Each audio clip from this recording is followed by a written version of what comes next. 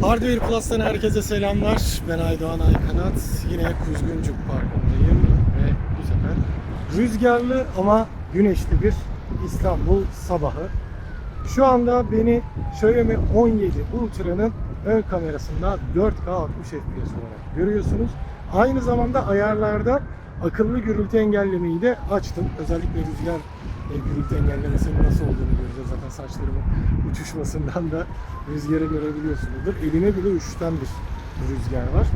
Ama özellikle Xiaomi 17 Ultra gelişmiş kamera sistemiyle beraber bir de Avrupa'ya Light Phone olarak gelen bir özel versiyonu bulunuyor. Şu an için Türkiye'de yok ama 110 bin liralık etiketiyle beraber Xiaomi 15 Ultra'dan 17 Ultra'ya geçerken özellikle periskop lensinde artık tıpkı SLR kameralarda olduğu gibi bir zoom kabiliyetimiz var.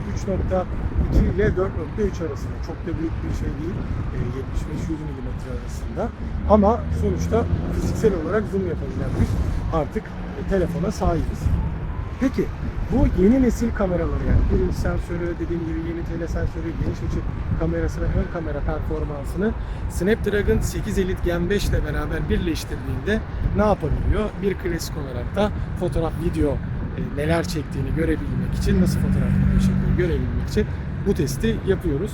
O yüzden lafı fazla uzatmadan gelin Xiaomi 17 Ultra'nın gündüz gece performansında İstanbul fotoğraflarıyla beraber değerlendirelim.